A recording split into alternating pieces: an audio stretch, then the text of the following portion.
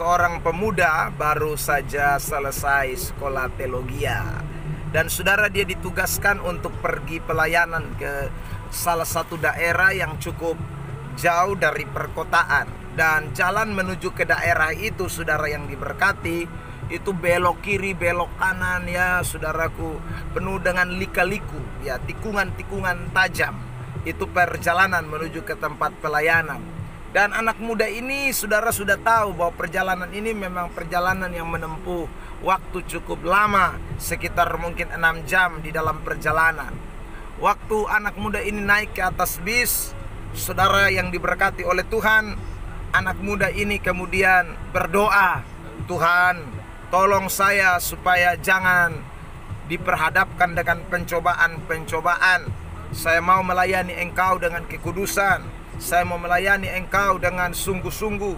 Karena itu Tuhan, jauhkan saya dari segala pencobaan-pencobaan." Saudara yang diberkati, selesai dia berdoa, dia amin, dia kaget.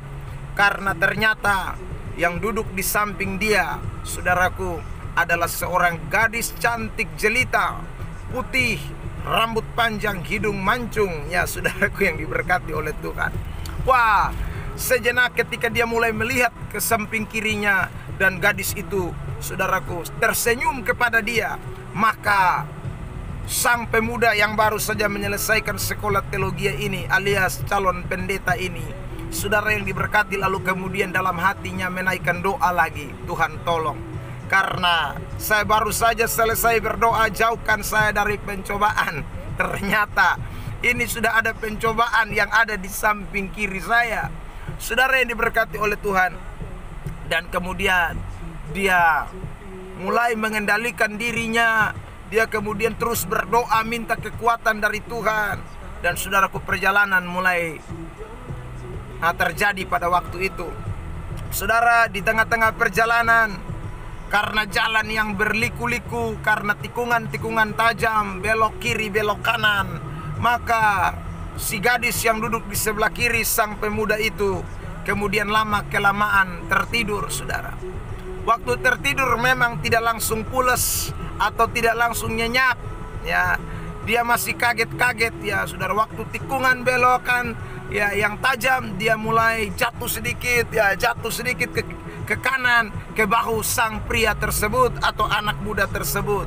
Waktu jatuh ke bahu sang pemuda itu begitu kaget dan kemudian semakin menyatakan doanya di hadapan Tuhan. "Tuhan, tolong saya, Tuhan, tolong saya." Saudaraku, demikian doa yang dinaikkan oleh pemuda tersebut. Dan saudara yang diberkati oleh Tuhan, semakin lama perjalanan, gadis itu tidak bisa lagi menahan kantuknya yang sangat kuat, sehingga akhirnya dia jatuh dan tertidur di bahu sang pemuda sekolah teologia atau barusan tamatan sekolah teologia tersebut. Wah, waktu saudaraku bahunya, dia rasa bahwa ada seperti sosok pribadi wanita itu sudah terjatuh di atas bahunya. Maka saudaraku, tadinya doa pemuda itu adalah, "Tuhan tolong kuatkan saya, Tuhan tolong supaya gadis ini jangan sampai menggoda saya lebih lagi." Itu doa-doanya. Tetapi ketika saudaraku, kepala sang gadis itu sudah ada di bahu daripada pemuda itu, maka berubahlah doa pemuda itu. Doa pemuda itu adalah, "Jadilah sesuai dengan kehendak-Mu Tuhan." Saudara yang diberkati oleh Tuhan Yesus Kristus, ada banyak orang Kristen ini yang berdoa seperti pemuda yang tadi saya katakan ya. Saudaraku, dia berdoa sesuai dengan kemauannya, dia berdoa sesuai dengan keinginannya, dan dia rindu Tuhan jawab seperti apa yang dia mau.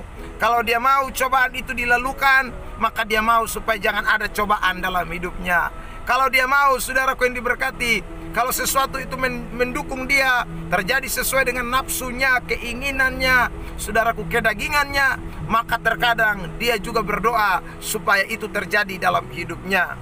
Hari ini saudara, kita mau perhatikan cerita ini sekaligus menarik pelajaran penting.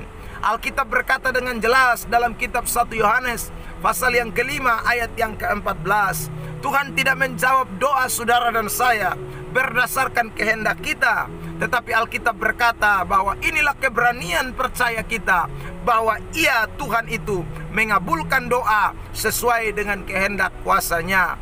Jadi kalau Anda kadang berdoa lalu Tuhan tidak jawab, itu bukan berarti saudaraku Tuhan tidak mampu melakukan. Tuhan jawab, hanya Tuhan tidak menjawab sesuai dengan keinginanmu.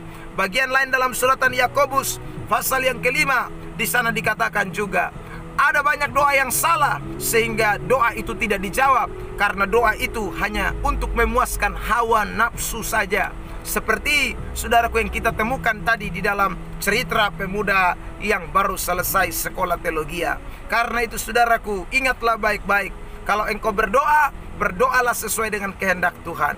Berdoalah seperti dengan kemauan Tuhan, bukan karena hawa nafsu, bukan karena keinginan diri kita sendiri, tetapi oleh karena kehendak Tuhan. Kiranya Tuhan Yesus memberkati kita. Shalom.